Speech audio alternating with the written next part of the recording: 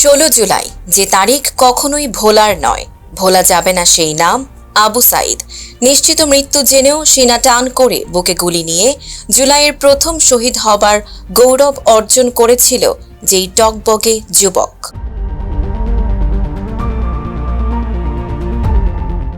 15 জুলাইয়ের হামলার প্রতিবাদে বৈষম্য বিরোধী ছাত্র আন্দোলনের ডাকে সারা দেশে বিক্ষোভে নামেন শিক্ষার্থীরা। রংপুরের বেগম রোকেয়া বিশ্ববিদ্যালয়ের সামনে আন্দোলনের নেতৃত্ব দিচ্ছিলেন সমন্বয়ক আবু সাইদ। পুলিশের ধাওয়া শুরু হলে অন্যরা সরে গেলেও তিনি 2 হাত প্রসারিত করে বুক চিতিয়ে দাঁড়িয়ে থাকেন। অ্যামনেস্টি ইন্টারন্যাশনালের তথ্য অনুযায়ী মাত্র 15 মিটার দূর থেকে অন্তত 2 পুলিশ সদস্য শটগান তাক করে গুলি চালান।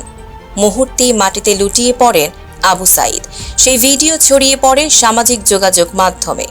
আবু সাইদের নিথর দেহ যেন পুরো জাতির কানে ফিসফিস করে বলতে থাকে, নামো, রাজপথে নামো।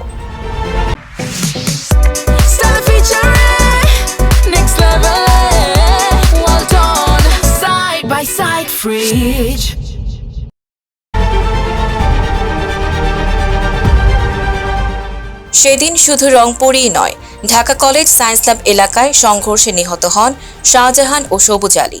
চট্টগ্রামে প্রাণ হারান ছাত্রদল নেতা ওয়াসিম আকরাম, শিক্ষার্থী ফয়সাল আহমেদ এবং ফার্নিচার কর্মী ফারুক। একদিনেই অন্তত 6 জন নিহত হন, আহত হন শত শত শিক্ষার্থী।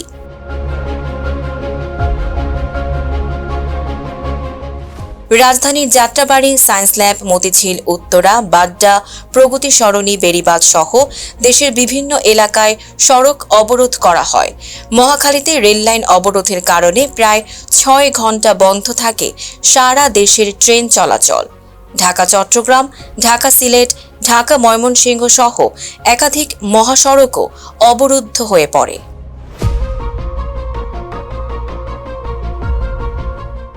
রাত বাড়ার সঙ্গে সঙ্গে পরিস্থিতি আরও ভয়াবহ হয়ে ওঠে।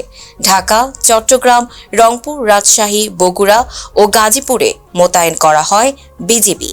বন্ধ ঘোষণা করা হয় দেশের সব স্কুল, কলেজ ও বিশ্ববিদ্যালয়। শিক্ষার্থীদের হল ছাড়ার নির্দেশ দেওয়া হয়। স্থগিত করা হয় এইচএসসি পরীক্ষাও।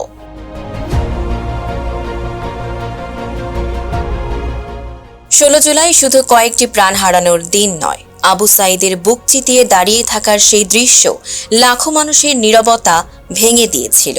সেদিন থেকেই কোটা আন্দোলন আর কেবল শিক্ষার্থীদের দাবি ছিল না, তা পরিণত হয়েছিল পুরো জাতির গণ অভ্যুত্থানের পথে এক অনিবার্য যাত্রায়। Tanjiba Nowrin, face the people.